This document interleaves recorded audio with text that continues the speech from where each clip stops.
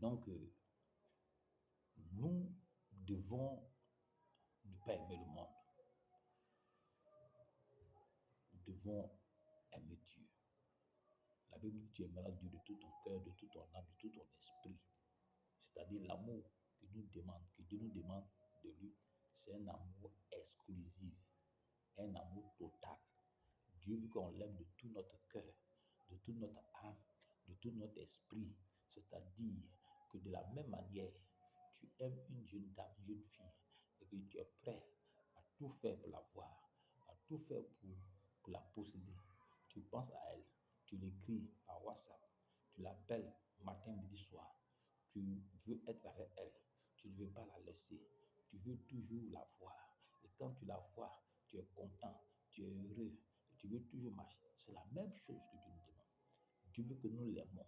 La question qu'on se pose, pourquoi Dieu veut que nous l'aimons totalement? Parce que si notre amour n'est pas total par Dieu, le monde, le diable, va nous détourner vers notre amour. C'est pourquoi aujourd'hui, notre amour pour Dieu est un amour faible. Parce que nous ne sommes pas prêts pour le sacrifice. Parce que l'amour, Dieu nous demande le sacrifice. Le sacrifice de notre temps, de notre personne, de notre sagesse, de notre intelligence. La Bible dit que ce sacrifice-là doit nous permettre de nous obliger à porter notre croix, de nous obliger à mourir pour Dieu, de nous obliger à accepter la volonté de Dieu, de nous obliger à aller là où Dieu veut que nous partons. C'est vraiment un grand sacrifice. Et donc aujourd'hui, il y aura bientôt l'enlèvement. Jésus-Christ a dit, il ne sait ni l'heure ni le jour. Parce que le maître de la maison, qui a une maison, ne sait pas à quelle heure le voleur viendra. Quand est-ce que le voleur ne sait pas? Mais il doit toujours veiller. Donc il nous dit, veillez et priez, car la chair est faible. Parce que nous sommes dans un corps mortel, corruptible et faible, enclin au péché et toujours prêt à pécher. C'est pourquoi nous sommes toujours obligés de nous repentir. C'est pourquoi parmi nous, il n'y a pas d'hommes purs, il n'y a pas d'hommes purs.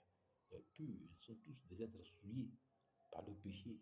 Nous péchons avec le regard, nous péchons avec notre bouche, nous péchons parce que nous entendons, nous péchons par nos habillements, nos attitudes, à tout, nous péchons, nous sommes obligés. Donc, la Bible dit qu'il y aura l'enlèvement.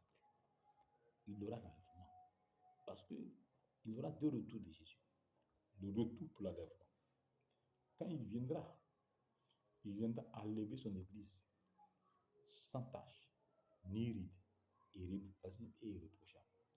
Il viendra l'enlever pour l'envoyer dans le royaume de Dieu, pour le mettre à l'abri contre les affres cruelles, contre la cruauté et les abominations que l'Antichrist, le faux prophète et les démons feront. Parce que le monde sera livré au diable, livré à l'Antichrist, livré au prophète, livré aux démons.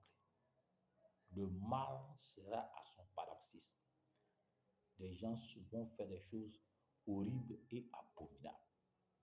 En même temps qu'ils sont en train de faire des choses horribles, la Bible nous dit, quand nous lisons le livre d'Apocalypse, que Dieu va châtier au travers des sceaux, au travers des sceaux, au travers des 7 anges et des trompettes, au travers des 7 anges et des derniers fléaux.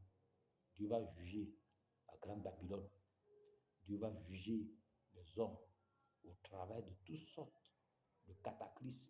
Et Dieu va les juger par le canal du roi Abaddon ou Apollyon, le roi des sauterelles. Dieu va les juger par les diverses calamités qui viendront, tant le soleil, la lune, des choses. Vraiment, ce sera un temps très, très, très, très dévastateur. Un temps très, très pénible. Et Dieu, voyons que s'il prolonge, même ses élus, ceux qui sont restés, risquent de relâcher et revenir au diable. Donc, la Bible dit qu'il va abréger.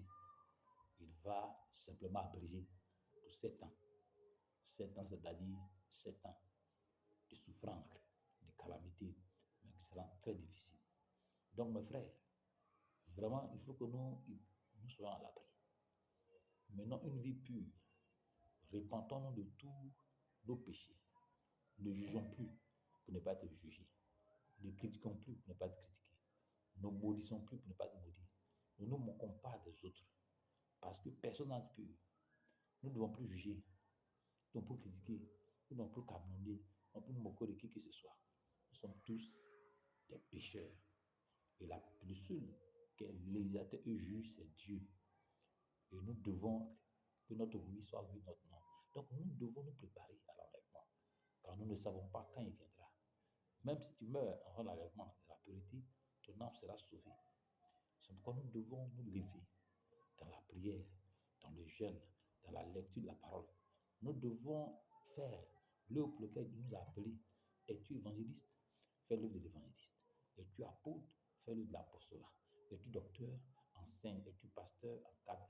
Es-tu intercesseur? Mets-toi à la prêche et intercède. Es-tu guerrier? Fais les prières de guerrière. Es-tu démonologue? Chasse les démons dans le corps des gens. Notre ministère ne doit pas être fait sur la base de la cupidité. La Bible dit que celui qui annonce l'évangile doit manger, doit manger par l'évangile. Non pas sur la base de la cupidité, mais sur la base d'un amour vrai. Et donc, nous devons vraiment, nous savons qu'aujourd'hui, la tentation est grande. Aujourd'hui, même dans les couples chrétiens, l'adultère et l'impudicité est entré et ancré. Il n'y a pas de couple chrétien où il n'y a pas d'adultère. Tous les couples chrétiens que vous voyez, que ce soit les couples pastoraux, que ce soit les couples des diacres, que ce soit les couples des fidèles, je vous dis la vérité, l'un ou l'autre ont déjà commis l'adultère. Parce que la Bible nous dit que l'adultère, ce n'est pas seulement les rapports physiques. L'adultère aussi, c'est convoiter. Quand la Bible dit que tu convoites un homme ou une femme, tu as déjà commis l'adultère. Aujourd'hui, nous sommes tous des adultères. Donc, les foyers, aujourd'hui, les frères en Christ chutent, tombent, beaucoup rétrogradent, beaucoup deviennent musulmans, d'autres retournent dans la religion païenne. Vraiment, les ordres qui sont autour.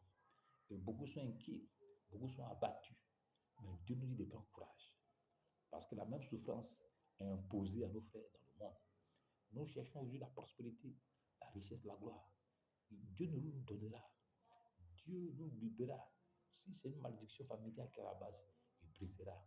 Si c'est une fondation, il brisera. Si c'est un nom maléfique que tu portes, qui te fatigue, qui bloque, il brisera. Si ce sont des esprits qu'on envoie dans ta vie pour te garder dans la pauvreté, il dévoilera, il brisera. Si c'est ton environnement, si c'est ton pays qui n'est pas pour toi une terre de bénédiction, il te fera partir ailleurs. Ce qui est sûr, ce que toi tu rien, Dieu le sait et il te conduira. Parce que c'est lui qui détient la richesse. C'est lui qui détient la richesse. Il sait les causes et il sait comment les briser. Il utilisera les moyens pour y arriver.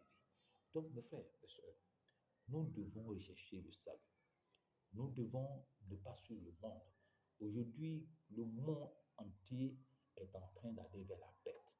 Aujourd'hui, les réseaux sociaux, Facebook, Instagram, LinkedIn, X, tous ces réseaux sociaux sont des instruments de perdition, des instruments de distraction, de divertissement, pour nous détourner de Dieu.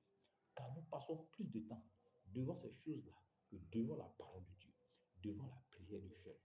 Oui, tout ce que nous voyons, c'est des choses impures, des choses abominables.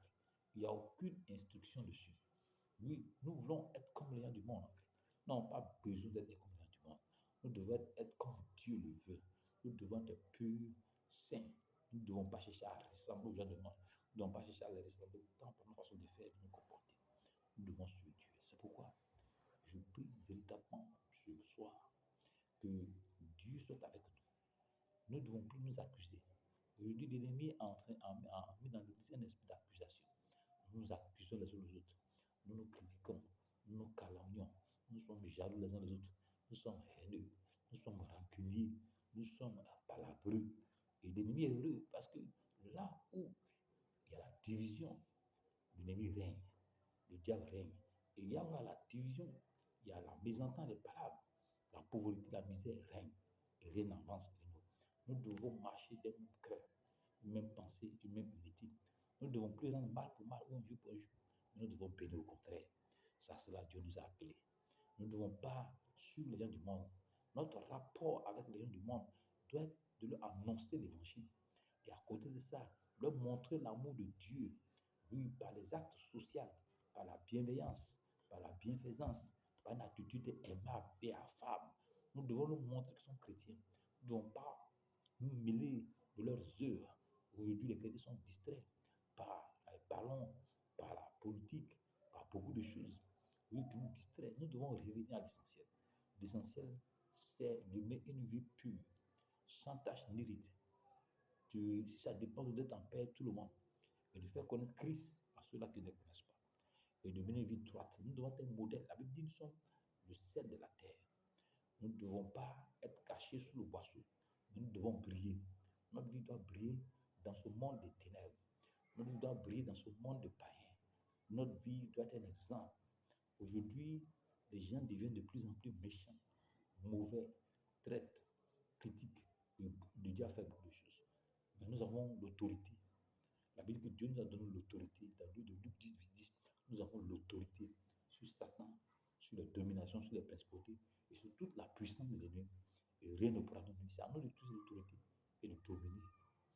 Mes frères, mes soeurs, nous devons revenir à la parole de Dieu. Nous devons revenir à Jésus-Christ. Nous devons revenir à Dieu. Nous devons laisser la pensée de Dieu nous façonner nos pensées, nos regards. Nous ne devons pas être envieux. Tous les chrétiens qui vont raison une autre, soit en commettre de péché, soit en leur se vautrer dans le péché. Demandez-leur qu'est-ce qu'ils ont connu.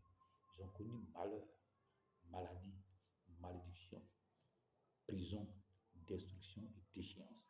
Ils n'ont rien trouvé. Ils n'ont rien trouvé. Revenons à Dieu et Dieu reviendra à nous